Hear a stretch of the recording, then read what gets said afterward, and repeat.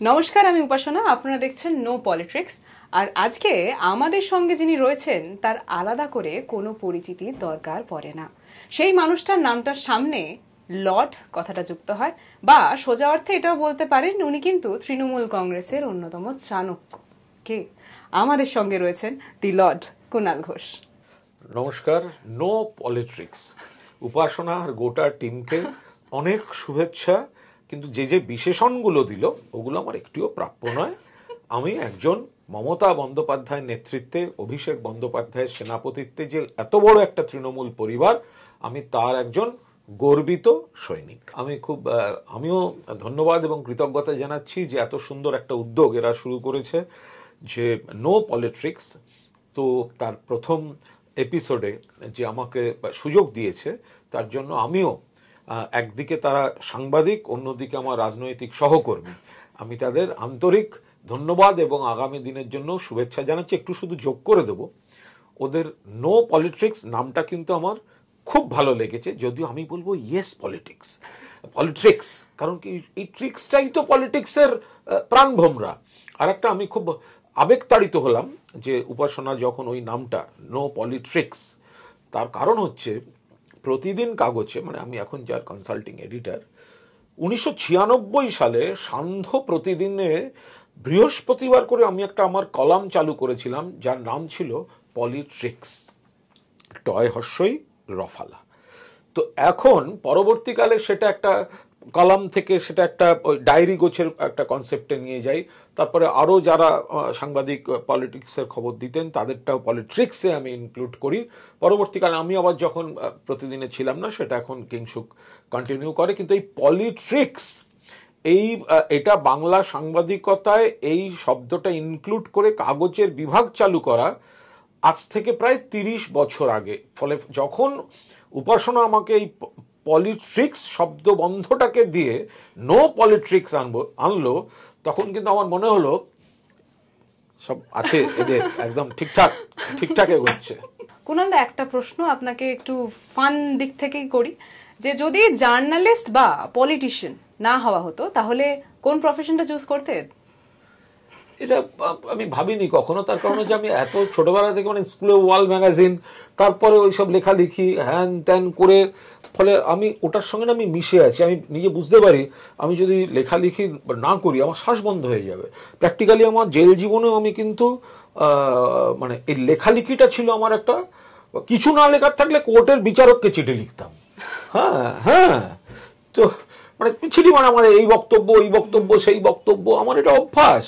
আমি প্রবল দ্রুত লিখতে পারি এবং আমি এমন লেখা লিখে দেবো তুমি দেখবে একটা পেন ছোঁয়াতে পারবে না, একটা কোনো কাটাকুটি নেই। আমি পারি এটা, আমি দ্রুত লিখতে পারি, আমি মোটামুটি ঠিকঠাক আমি করে দেবো। আমার এটা ভালো লাগে এবং সেটা খবর হোক, এ হোক, ও হোক। এখনো আমি নিজে খবর লিখি বসে। আমি চাকরিটা চাকরির মতো করে করি, পেশাদার সাংবাদিকের মতো আমি করি।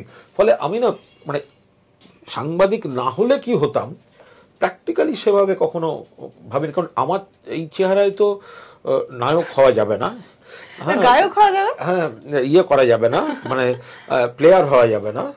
আমাকে মানে এই দেখতে হবে স্লট। শেষ পর্যন্ত ভয়ঙ্কর বিজ্ঞানী আমি পড়াশোনায় ভালো নই। এরপরে আসবে ওই গায়ক বা ওই ধরনের, ওটা শখের জায়গাতেই থেকে গেছে। ওটা তাহলে একটা গান আমরা শুনতে পারি কুণাল দা আপনার গলায়? মানে একটু সকলের রিকোয়েস্ট। না, মূলত যদি তারে নাই চিনি গো সে কি আমায় নেবে চিনে এই নব ফাল্গুনের দিনে, জানিনে যদি তারে নাই চিনি গো সে কি। আমি কিন্তু বই না দেখে অন্তত 100-র বেশি রবীন্দ্রসঙ্গীত, ইফ নট 200, আমি পুরো গেয়ে দিতে পারবো। একদম একদম, সেটা কিন্তু আমরা জানি এবং সেটার কিন্তু আমরা বড় ফ্যানও। কুণালদার গানের গলা, সেই জিনিসটা কিন্তু আপনি কিন্তু খুব আরামসেই বড় লেভেলের কোন একটা গায়ককে কিন্তু টক্কর দিয়ে দেবেন, তো এটা খুব অবভিয়াস। আমি কিন্তু এইসবের ভক্ত, মানে এইসব যারা গান করেন, আমরা বড় যারা গায়ক তাদের আমি ভীষণ ভক্ত।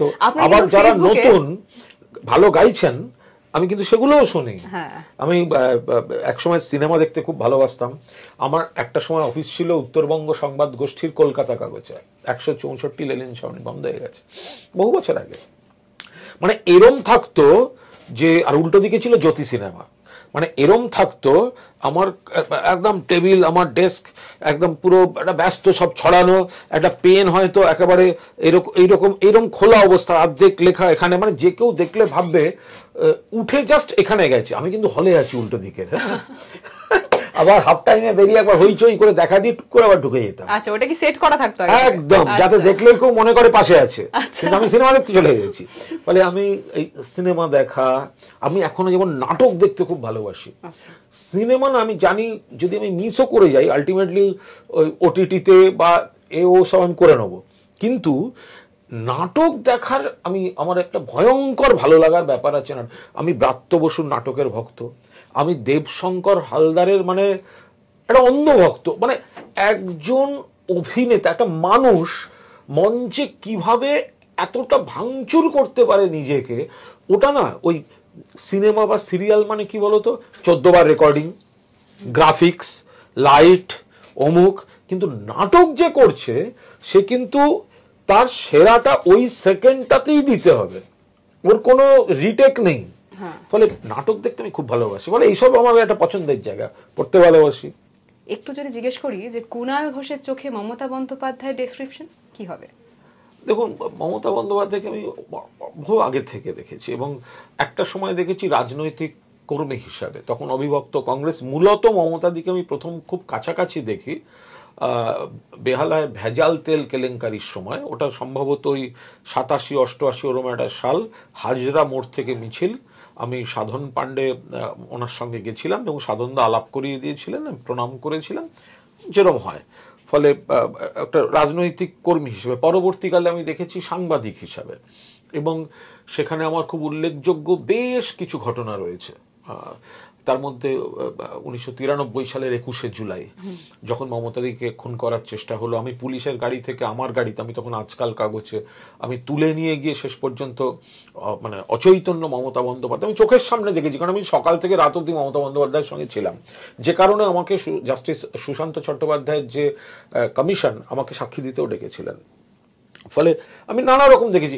একটা বিরোধী নেত্রী মমতা বন্দ্যোপাধ্যায়, দলের মধ্যে মানে কংগ্রেস একটা দলের ক্ষমতাসীনরা সিপিএম এর সঙ্গে হাত মিলিয়ে রয়েছে, সেই দলের ভেতর থেকে একটা বিদ্রোহ, অর্থাৎ সিপিএম এর বিরুদ্ধে যেমন বিদ্রোহ, তেমনি নিজের দলের মধ্যে কোণঠাসা হয়ে বিদ্রোহ, আমি সিপিএম এর সরকারকে ফেলবো, সেখান থেকে একেবারে বিরোধী দলনেত্রী কার্যত, সেখান থেকে আবার কেন্দ্রের একজন দক্ষ মন্ত্রী, জাতীয় রাজনীতির একজন তারকা, রাজ্যে বিরোধী দলনেত্রী, এই সমস্তটা মিলিয়ে যে যাত্রাপথ, তারপর একজন দক্ষ প্রশাসক, কখনো রেলমন্ত্রী, কখনো অন্য মন্ত্রী, বিশেষত রেলমন্ত্রী হয়ে বহু কাজ করেছেন, আবার এখন 3 বারের মুখ্যমন্ত্রী।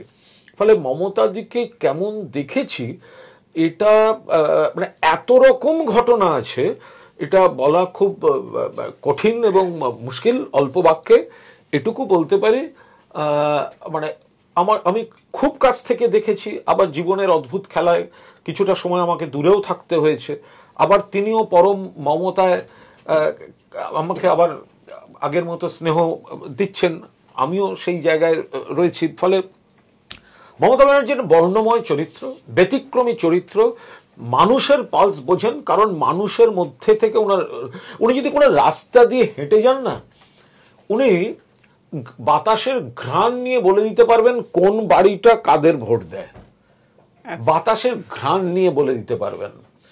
ওদের দূরের কোনো বাড়ির জানলার যদি একটা মুখ থাকে, সেই জানলার মুখটার ভঙ্গি দেখে উনি বলে দিতে পারবেন ওই এলাকায় কি চলছে। এটা না একদিনে হয় না, এটা একটা দীর্ঘ সাধনা এবং নিবিড় জনসংযোগ। আমি একটা ছোট উদাহরণ দিচ্ছি, খুব ছোট্ট তুচ্ছ উদাহরণ। একবার উনি চিফ মিনিস্টার, এই প্রশাসনিক বৈঠক, যাচ্ছি বীরভূমে। তো যাতায়াত করে চাষের মাঠ, চাষিরা একটু অনেকে উঠে এসছেন, কৃষক ভাইরা। তো যেতে যেতে উনি সবসময় চিঠি নেন, কিন্তু একদম চিঠি নেন এবং দিয়ে দেন এবং তার ফলো আপ হয় অফিসের। তো একজনের একটা চিরকুট দিল, সেটা কিন্তু উনি নিয়ে এরকম পেছনে দিলেন না, উনি রেখে দিলেন। চিরকুট, একটা ছোট্ট চিরকুট দিল। ধু মাঠের মধ্যে 4টে লোক দাঁড়িয়েছিল। তার কারণ ওটা তো খুব ঘোষিত যাওয়া না, জনপদ নয়, একদম যখন একটা জায়গা থেকে আরেকটা জায়গায় যাচ্ছেন, একদম মাঠের মধ্যে দিয়ে যে কনভয় যাচ্ছে, রাস্তার মধ্যে দিয়ে কনভয় যাচ্ছে, দুপাশের ক্ষেত। নেই নেই নেই নেই নেই নেই নেই। হঠাৎ গোটা প্রশাসনিক বৈঠক শেষের পর হঠাৎ চিফ মিনিস্টার বললেন, ময়ূরেশ্বরের ভিডিও কে আছে? ময়ূরেশ্বরের ভিডিও উঠলেন। এই নামে কোনো সারের দোকান আছে? হ্যাঁ ম্যাডাম আছে। ওখানে ব্ল্যাক মার্কেটিং চলছে, চাষিরা নাজেহাল হচ্ছে, সেটা খবর রাখা আপনার কাজ নয়? অর্থাৎ এক রাস্তায় একজন কৃষক যে চিরকুটটা দিয়েছেন, সেটাকেও কিন্তু মুখ্যমন্ত্রী প্রশাসনের কাছে, তখন তিনি সেই কৃষকের প্রতিনিধি, কৃষকের সমস্যার, কৃষকের যন্ত্রণার প্রতিনিধি।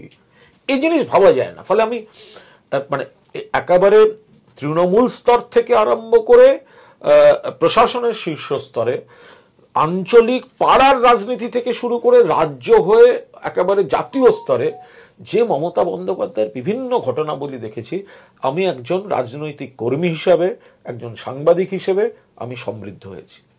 যে কথাটা দাদা বললেন, এই জিনিসগুলোই হয়তো মমতা বন্দ্যোপাধ্যায়কে মমতাময়ী করে তোলে, অর্থাৎ মমতা বন্দ্যোপাধ্যায়কে মমতা বন্দ্যোপাধ্যায় বানায়। তার পাশাপাশি যে কথাটা আপনি বললেন দাদা, সেখানে একটা প্রশ্ন আমার উঠেই আসে, সেটা হচ্ছে যে রেলমন্ত্রী হিসাবে মমতা বন্দ্যোপাধ্যায়কেও আপনি খুব ক্লোজলি দেখেছেন, তার পাশাপাশি জার্নালিস্ট হিসাবে এবং খুব ক্লোজলি তার এই জীবন যুদ্ধের সঙ্গী হিসাবে। তো সেখানে রেলমন্ত্রী হিসাবে আজকে যখন আমরা দেখতে পাচ্ছি, তখন দেখছি একটার পর একটা দুর্ঘটনা, রেল দুর্ঘটনা কিন্তু চোখের সামনে উঠে আসছে। তার পাশাপাশি এটাও শুনতে পাচ্ছি যে মমতা বন্দ্যোপাধ্যায় যেই বুদ্ধিগুলো সেই সময় প্রয়োগ করেছিলেন, অর্থাৎ রেল যে স্টেশনগুলো হবে সেখানের কালচার, সেই আঞ্চলিক কালচারগুলো তুলে ধরা, আজকে আমরা দেখতে পাচ্ছি ঠিক সমান প্ল্যানটাই এক্সিকিউট করার চেষ্টা করছে কেন্দ্র তরফ থেকে, এবং প্ল্যানটা চুরি করা হচ্ছে। অ্যাকচুয়ালি মমতা বন্দ্যোপাধ্যায় রেলমন্ত্রী হিসেবে যা কাজ করেছেন, তার সঠিক মূল্যায়নটা সেভাবে কিন্তু সামনে আসেনি। কারণ রেলমন্ত্রী থেকে তো তিনি তারপরে মুখ্যমন্ত্রী হয়ে চলে এসছেন। ফলে তখন মুখ্যমন্ত্রীর সাফল্যটা নিয়ে আমরা এতটাই প্রচার বা মানুষের সামনে, যে রেলমন্ত্রী তিনি যে কত উপকার করে গেছেন, সেগুলোই আমরা সেভাবে এখন আলোচনা করি না। শুধু রেলমন্ত্রী মমতা বন্দ্যোপাধ্যায়ের কাজ যদি বাংলায় লিস্ট করে জেলায় জেলায় টাঙানো থাকে, তার উপর দাঁড়িয়ে 3টে ভোট তৃণমূল কংগ্রেস জিতবে, মুখ্যমন্ত্রী তো তারপর। একদম বালুরঘাট কেউ ভাবেনি রেল যাবে, মমতা ব্যানার্জি নিয়ে গেছেন। দীঘা তমলুক লাইন যুগ যুগ ধরে শুনে এসছি হচ্ছে হবে, মমতা ব্যানার্জি করেছেন। বাংলা একমাত্র স্টেট যেখানে কলকাতা থেকে 2খানা রাজধানী এক্সপ্রেস ছাড়ে, একটা হাওড়া থেকে, একটা শিয়ালদা স্টেশন থেকে। একের পর এক ট্রেন সুদূর উত্তর বাংলা থেকে দক্ষিণ বাংলা এবং ভারতবর্ষের অন্য জায়গায়। স্টেশনগুলোকে, এই যে আজকে বিজেপি বলছে নরেন্দ্র মোদী নাকি স্টেশন সাজাচ্ছেন, কিসের সাজাচ্ছেন? কোন স্টেশনকে সেই এলাকার সংস্কৃতি, সেই এলাকার ধর্ম, সেই এলাকার যে বৈশিষ্ট্য, তাতে রিফ্লেকশনটা আনা। দক্ষিণেশ্বরের টিকিট কাউন্টার মা ভবতারিণীর মন্দিরের আদলে কে করেছেন? মমতা ব্যানার্জি করেছেন। বিজেপি কি হাইজ্যাক করতে চাইছে?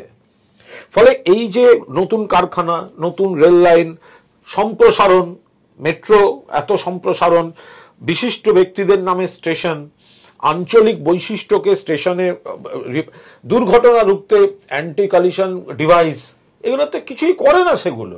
ফলে মমতা বন্দ্যোপাধ্যায় রেলের বিকল্প আয় বাড়ানো, যাত্রী ভাড়া না বাড়িয়ে, তো এই মডেলগুলো তো মমতা বন্দ্যোপাধ্যায় দেখিয়ে গেছেন। একদম। এবং আপনি দীঘার কথাটাও তুললেন, তো ঠিক কদিন আগে আমরা জগন্নাথ মন্দির উদ্বোধনে সেখানে উপস্থিত ছিলাম, আপনিও ছিলেন, এবং সেখানে দিলীপ বাবু উপস্থিত হয়েছিলেন। একটু সেই গল্পটা আপনি বলবেন? বিকজ আপনি একদম সামনে সামনে সেই জিনিসটা দেখেছেন, এটা আমরা অনেকেই জানতে চাই। না, মজা হচ্ছে যে মমতা বন্দ্যোপাধ্যায় তো রাজনৈতিক সৌজন্য দেখিয়েছেন এই দীঘার জগন্নাথ দেবের মন্দির উদ্বোধনে। তো সব দলেরই বিশিষ্ট ব্যক্তিদের, সিনিয়রদের আমন্ত্রণ করেছিলেন, বিরোধী দলনেতাকেও আমন্ত্রণ করেছিলেন। তো দিলীপবাবুকে আমন্ত্রণ করেছিলেন, কংগ্রেসের প্রদীপ ভট্টাচার্যকে আমন্ত্রণ করেছিলেন, সিপিএম এর বিমান বসুকে আমন্ত্রণ করেছিলেন, তো ফলে সকলকে, রবীন্দ্রকে আমন্ত্রণ করেছিলেন। তো যাই হোক, তো দিলীপবাবু খবর পাঠান তিনি আর মানে আসবেন, আমন্ত্রণ রক্ষা করবেন।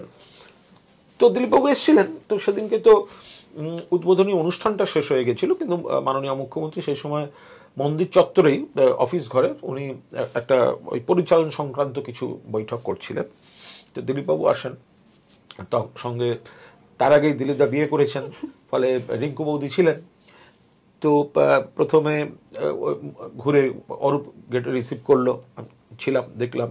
তো আমরা প্রথমে ওনাকে মন্দির ঘুরিয়ে দেখানো হলো, একেবারে একেবারে জগন্নাথ দেবের দিলীপবাবু প্রণাম করলেন, পুরো একেবারে সাষ্টাঙ্গে প্রণাম করলেন। এবং তারপরে খুব একটা সুন্দর দৃশ্য হলো যে জগন্নাথ দেবের সামনে ওরা কিন্তু মালা বদল করেছেন। একদম, সেটা কিন্তু অত্যাধিক ভাইরাল হয়েছে। হ্যাঁ, মালা বদল করেছেন। তো তারপরে যেহেতু মুখ্যমন্ত্রী ওখানে আছেন, চায়ের নেমন্তন্ন, তো ফলে গেলেন একটু চা, এটাই মানে একদম ব্যক্তিগত সৌজন্য জায়গা। দিলীপবাবু বিজেপির নেতা, বিজেপি, আবার মমতা বন্দ্যোপাধ্যায় বাংলার মুখ্যমন্ত্রী, তিনি সৌজন্য দেখিয়ে আমন্ত্রণ করেছিলেন। তো আবার সেই ভালো, ঠিকই। আচ্ছা, যখন এই প্রশ্নটা করলাম, তার পাশাপাশি আরেকটা নাম কিন্তু আমাদের সকলের মনেই ভেসে আসে, সেটা হচ্ছে ওই বিরোধী দলনেতা শুভেন্দু বাবু। তো শুভেন্দু বাবুকে আমন্ত্রণ জানানো হয়েছিল আপনার কথা অনুসারে। তাহলে শুভেন্দু বাবু যেই মানুষটা শিলান্যাসেও সেখানে উপস্থিত ছিলেন, তাহলে হঠাৎ করে এতটা বিতৃষ্ণা কি মনে হয় আপনার? না, এটা হচ্ছে এই যে দল বদল করে ওনাকে যদি এখন বিজেপিতে একটা ছাপ নিয়ে থাকতে হয়, যদি ওদের মধ্যে এত গোষ্ঠীদ্বন্দ্ব, কে কার সঙ্গে আছে, মানে সেগুলো তো সবাই আমরা জানি যে কে কাকে পছন্দ করেন, কে কাকে পছন্দ করেন না। এখন ওনাকে উগ্র বিজেপি সাজতে হবে, কারণ উনি যারা পুরনো বিজেপি, আদি বিজেপি আর তৎকাল বিজেপির লড়াই, আরএসএস বিজেপি আর ওই দলবদলু বিজেপির লড়াই। তো এইটা করতে গিয়ে, সব ব্যাপারে বিরোধিতা করতে গিয়ে উনি মন্দিরে আর জগন্নাথ দেবের বিরোধিতা করে ফেললেন। এবার সমস্যাটা হচ্ছে, যখন এই মন্দিরের পরিকল্পনা মমতা বন্দ্যোপাধ্যায় ঘোষণা করেন, তখন তো উনি তৃণমূল এবং মমতা বন্দ্যোপাধ্যায়ের পাশে। ফলে এখন যখন বিরোধিতা, তো সাধারণ মানুষ তো এটা বুঝতে পারবে, যে কারণে বিরোধীদের ছাপ ফেলে না। তো সেগুলো তো ওনাদের সতর্ক থাকা উচিত, এমন কোন রাজনৈতিক স্ট্যান্ড নেওয়া উচিত না যেটা বিশ্বাসযোগ্যতা ডাইলুটেড হয়ে যায়। এবং শুভেন্দু বাবু কিন্তু কন্টিনিউয়াসলি এই জিনিসটা বলে চলেছেন যে উনি শুধুমাত্র হিন্দুর বিধায়ক। তার পাশাপাশি যে কিছু মানুষজনকে টিভি চ্যানেলে আমরা নাচতেও দেখেছি, তারা বলেছে কুসুম কোন কুসুম, এই গোটা বিষয় নিয়ে।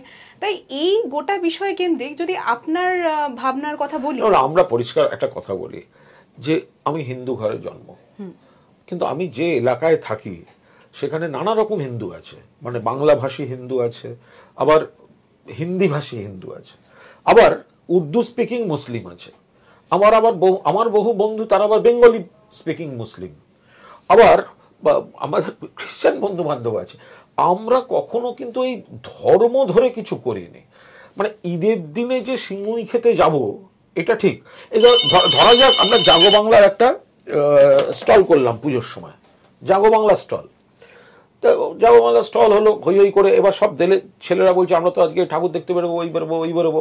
তখন আবার মানে যারা মুসলিম বন্ধু তারা এসে বলছে আমরা এখন দিচ্ছি, তোরা যা যা কোথায় কোথায় ঘুরবি ঘুরে আয়, আমরা স্টলে আছি। আবার ঈদের সময় ওরা কোনো কাজে জল দেয়া, দেওয়া, যেগুলো মানুষকে পরিষেবা দেয়া, যে ঠিক আছে তোরা একটু পাড়ায় পাড়ায় সবার নেমন্তন্ন রেখায় আমরা ওদিকটা করে দিচ্ছি। মানে এইগুলো কিন্তু, এই ভেদাভেদের রাজনীতিটা, এটা কিন্তু এরা আনলো, মানে অকারণ আনলো।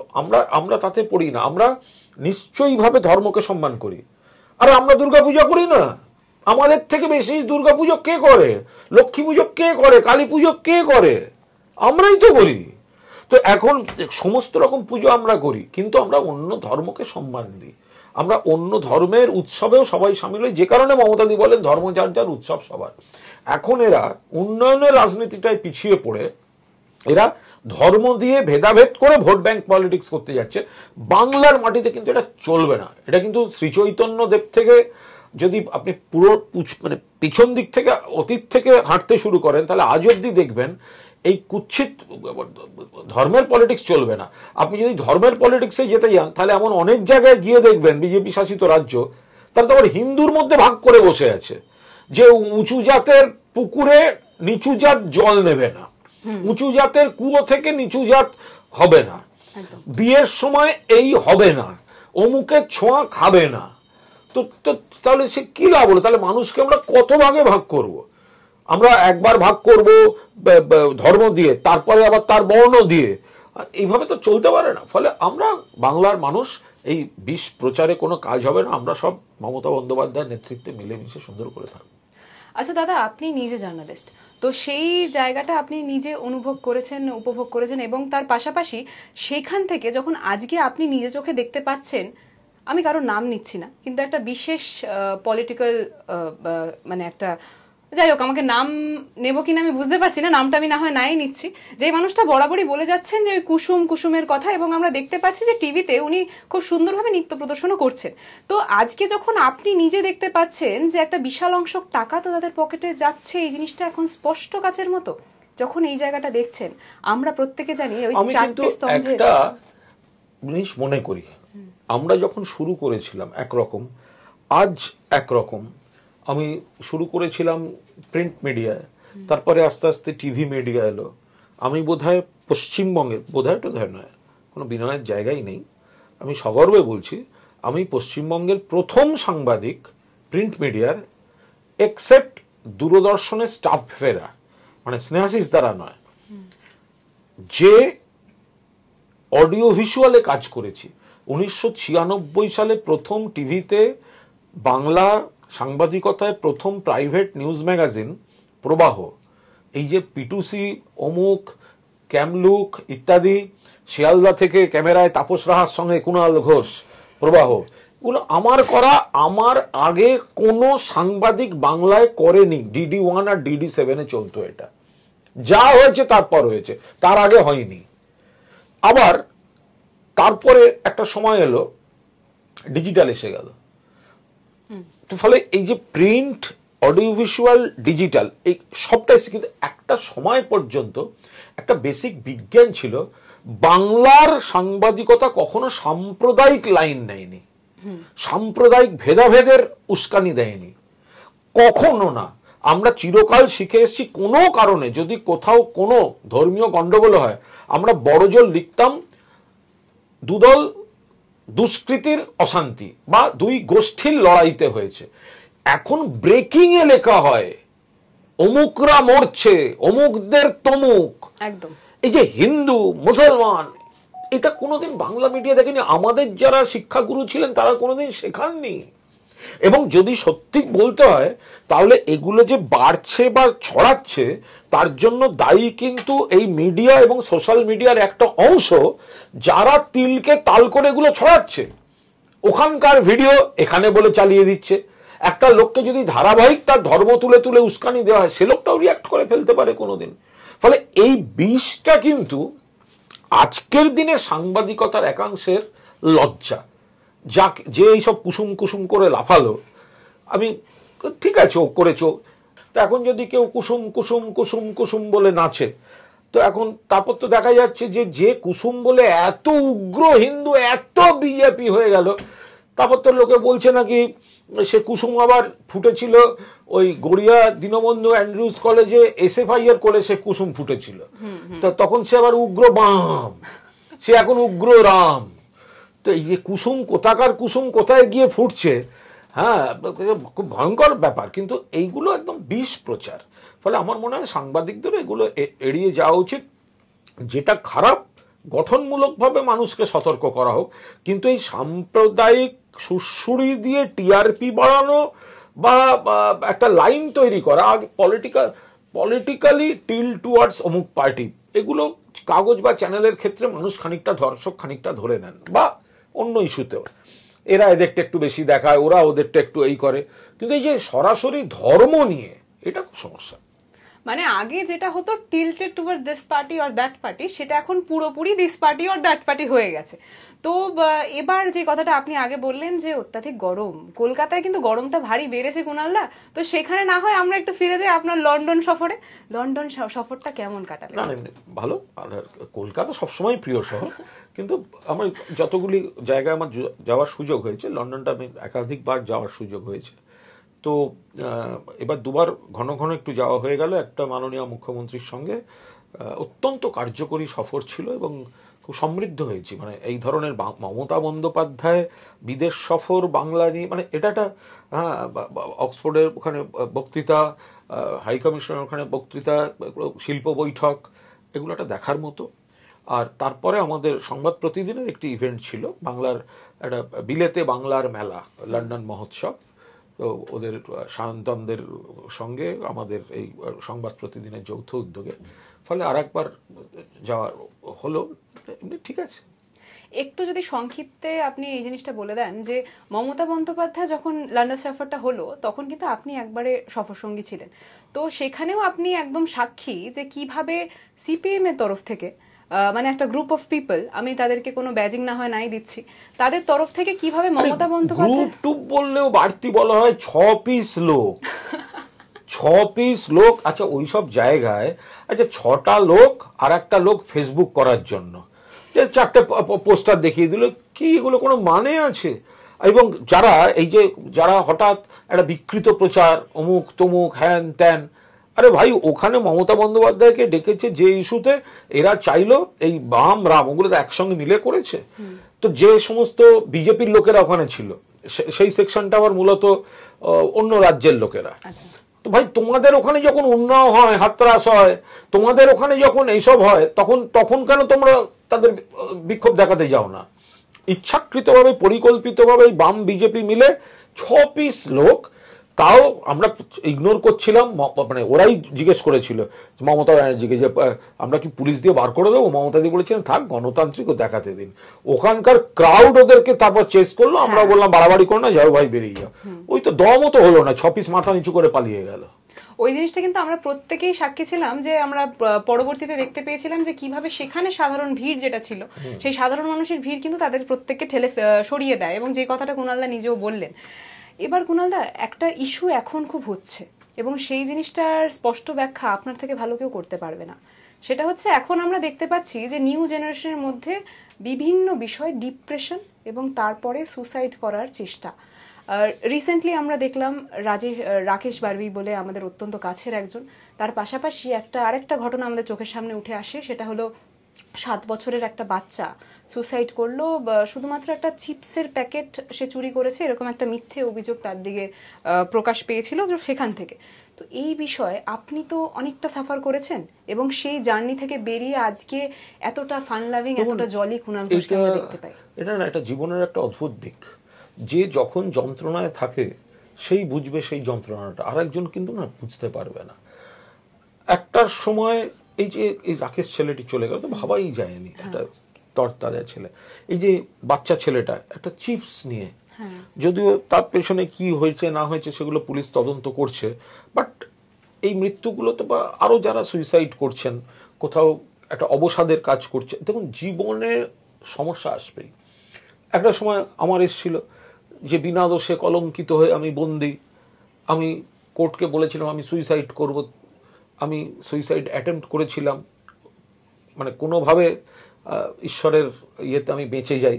মাঝরাত্রে আমাকে উদ্ধার করে এসএসকেএমে নিয়ে যাওয়া হয়েছিল, স্টমাক ওয়াশ হয়েছিল, কিন্তু আমার এগেনস্টে একটা মামলা হয়, কারণ আত্মহত্যার চেষ্টাও কিন্তু একটা অপরাধ, 309 সেকশন তখনকার।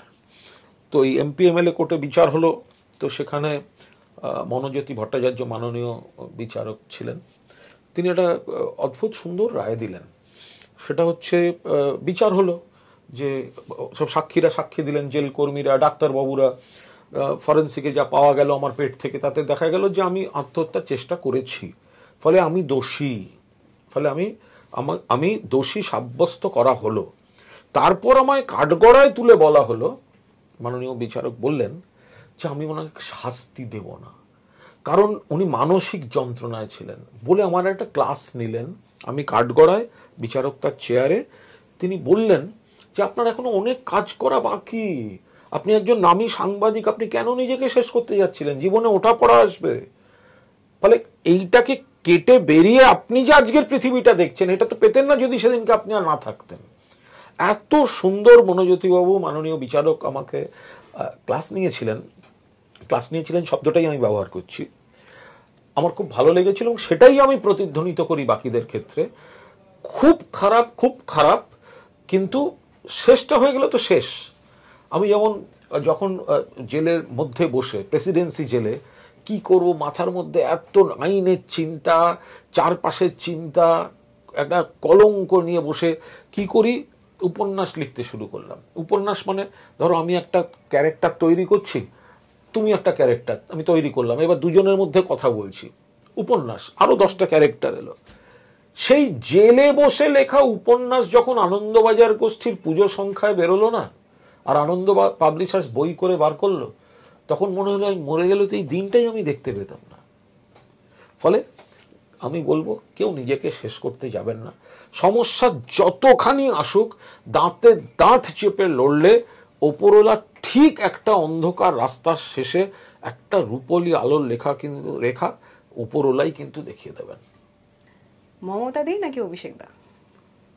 এখানে আমি বারবার বলি যে মমতা বন্দ্যোপাধ্যায় বনাম অভিষেক বন্দ্যোপাধ্যায়, আমি এই তত্ত্বটাতেই বিশ্বাস করি না। আমার কাছে হচ্ছে মমতা বন্দ্যোপাধ্যায় এবং অভিষেক বন্দ্যোপাধ্যায়। অর্থাৎ মমতাদি তৃণমূলটা তৈরি করেছেন, মমতাদি শেষ কথা, মমতাদির প্রতি বাংলার আবেগ। আবার অভিষেক পরবর্তী প্রজন্মে এসে যেভাবে দ্রুত নিজেকে গ্রুম করেছে, যেভাবে একটা সিস্টেম এবং সময়োপযোগী তথ্য প্রযুক্তিকে ব্যবহার করে সিস্টেমে আনছে, ফলে এটা তো বলার কোনো অপেক্ষাই রাখে না যে মমতাদির নেতৃত্বে, অভিষেকের সেনাপতিত্বে সৈনিক হিসেবে আমরা সবাই আছি। একদম একদম একদম। আচ্ছা, একটা শেষ প্রশ্ন করব দাদা, অনেকটা সময় দিয়েছেন আপনি। একটা শেষ প্রশ্নের মধ্যে এটা থাকবে যে আপনি, যেহেতু আমি আবারও বলছি যে আপনার জীবনটা আপনি অনেক স্ট্রাগল করেছেন, মাঝখানে ভেঙেও পড়েছিলেন, আজকে আপনি যেই জায়গায় বসে আছেন সেটাও কিন্তু একটা মানে উপন্যাসের যোগ্যই, মানে একটা গোটা। একটা জিনিস খেয়াল রাখবে, একটা সময় কোনো কারণে আমার হয়তো দলের কারুর উপর অভিমান হয়েছিল, কিন্তু যেদিন আমার খুব অভিমান হয়েছে, যেদিন খুব সংঘাত, সেদিনও কিন্তু আমি দলকে চাঁদা দেওয়া বন্ধ করিনি। অর্থাৎ আমি যে দলেরই সৈনিক, আমি বসে আছি হয়তো প্রেসিডেন্সি জেলে, কিন্তু মাসের গোড়ায় আমার চাঁদাটা কিন্তু তৃণমূল কংগ্রেসের অ্যাকাউন্টে ঢুকেছে। আমার জামিনের পর কেন্দ্রীয় সরকার আমাকে টেলিকম ওই একটা দপ্তরের অধীন একটা কমিটির চেয়ারম্যান করে চিঠি দিয়েছে। আমি সবিনয় কিন্তু সেদিন আমার কিছু ছিল না, আমার একটা পরিচয়ও দরকার ছিল, বাট আমি কেন্দ্রের কোনো কমিটির চেয়ারম্যান আমি কিন্তু নিইনি। ফলে আমি এরপরে মুকুল রায় একাধিকবার আমার বাড়িতে এসছেন, আমাকে রাজি করাতে না পেরে আমার পাড়ার ভাইদের সঙ্গে বসেছেন, দাদাকে রাজি করা, দল আমরা একসঙ্গে করবো ইত্যাদি, এসব আমি কিন্তু কখনো ভাবিনি। ফলে আমি মমতা দিই একদম। তা যারা আজকে খুব সহজে একটু সাফোকেট ফিল করে এই পার্টিতে, তাদের জন্য যদি কোনো বার্তা থাকে? আমি পরিষ্কার কথা বলবো, চট করে দমবন্ধ গপ্পটি দেখাবেন না ভাই। কে কত কি করেছেন, কে কত কি করেছেন, আগে পার্টির অতীতটাকে জানতে হবে, পার্টির স্ট্রাগলটাকে জানতে হবে। একটা সময় রাজনীতি হতো, তখন লোকাল কমিটি না থানা কন্ট্রোল করতো, পুলিশের সাপোর্ট ছিল না, দাদাদের খুঁজে পাওয়া যেত না। সেইখান থেকে দাঁড়িয়ে ছাত্র পরিষদ হয়েছে, যুব কংগ্রেস হয়েছে, মমতাদের উঠে আসা হয়েছে, দল ভাগ হয়েছে, তৃণমূল হয়েছে, লড়াই হয়েছে সন্ত্রাসের মুখে দাঁড়িয়ে। ফলে এগুলো না জেনে খুব তাড়াতাড়ি যদি কেউ দমবন্ধ অবস্থা হয়, আরে আমি কুণাল ঘোষ, আমি এই সব আমাদেরই, যার উপর আমার সব অনেক অভিমান, সে মানুষটা এখন মৃত্যুর সঙ্গে লড়াই করছে একটা হসপিটালে। তা আমি সেগুলো তো জীবনে একটা পার্ট ফেলে এসেছি, কিন্তু আমি দলটা ছেড়ে যাব কেন?